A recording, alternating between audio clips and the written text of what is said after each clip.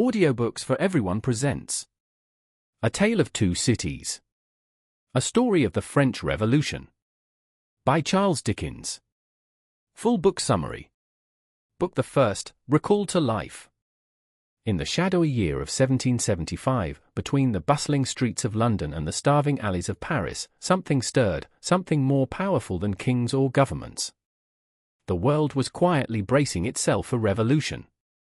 Jarvis Lorry, a quiet banker from Tellson's Bank, journeyed to France on a curious mission. His task?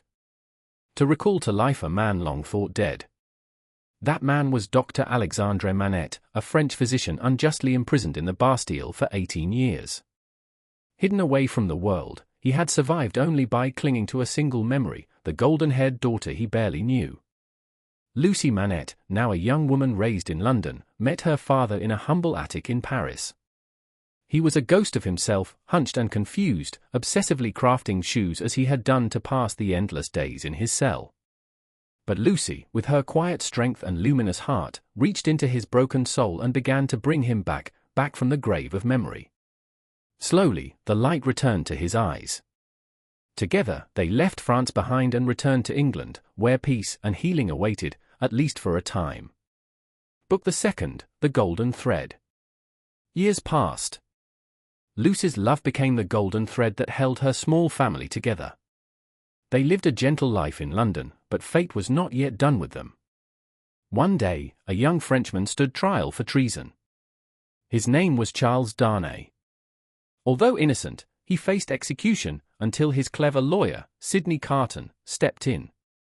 Carton pointed out that the two men looked so alike, it cast doubt on the whole case. Darnay was set free.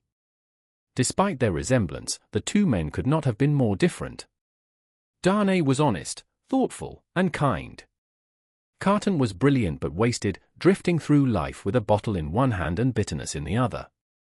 And yet, he saw something in Lucy Manette that awakened a long-dormant part of his soul. He loved her, not with hope, but with a quiet promise that he would do anything for her or for anyone she loved. Lucy married Charles Darnay, not knowing his deepest secret. He was the heir of the Marquis Saint-Evremond, a ruthless French nobleman. Darnay had renounced his name and title, ashamed of his family's cruelty. But in France, the peasants remembered. And they were sharpening their blades. The revolution began in fire and blood. The Marquis was murdered, and the streets of Paris ran red. Among the vengeful was Madame Defarge, a fierce and tireless woman who knitted the names of enemies into her work, waiting for the day they'd fall to the guillotine. Her hatred burned hottest for the Evremond family. One day, Darnay received a desperate plea for help from an old family servant imprisoned in Paris. Against Lucy's pleas, he left England to save the man, believing his past renunciation would protect him. It did not. Book the third, The Track of a Storm. Charles Darnay arrived in France and was immediately arrested. He was no longer a man, he was an aristocrat. And that meant death. Lucy and Dr. Manette rushed to Paris. The doctor's old reputation as a Bastille prisoner gave him influence, and for a time, it seemed he might save his son-in-law. But just when Charles was about to be freed, an old letter surfaced, a letter Dr. Manette had written in secret during his imprisonment.